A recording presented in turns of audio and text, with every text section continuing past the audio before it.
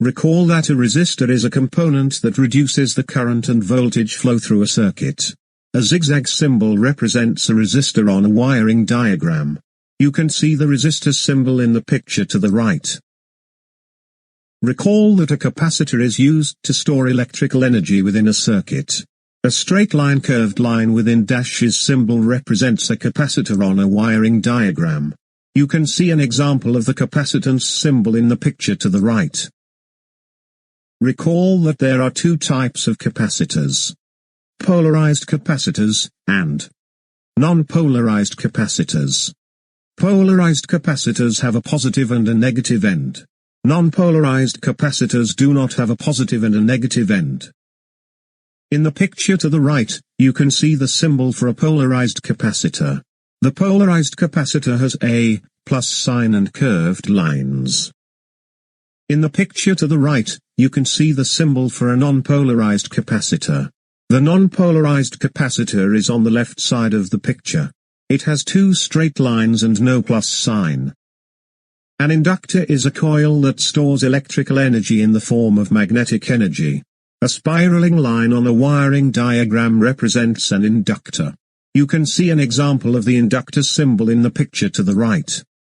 Recall that there are two types of current, AC and DC. AC and DC power supplies will have different symbols. A power supply is a device that supplies power to the system. The symbol for an AC power supply is a circle with a wave in it. You can see an example of the AC power supply symbol in the picture to the right. The symbol for a DC power supply is a circle with a plus and minus sign within the circle. You can see an example of the DC power supply symbol in the picture to the right. A switch is a device that can disconnect or complete the flow of current in a circuit. There are two symbols used for switches on a wiring diagram. A symbol for an open switch. A symbol for a closed switch. The symbol for an open switch is a straight line between two circles. The line is not touching both circles. You can see an example of the open switch symbol in the picture to the right. The symbol for a closed switch is a straight line between two circles. The line is touching both circles.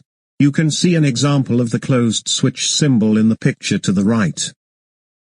On a diagram, you will see switches in open or closed states.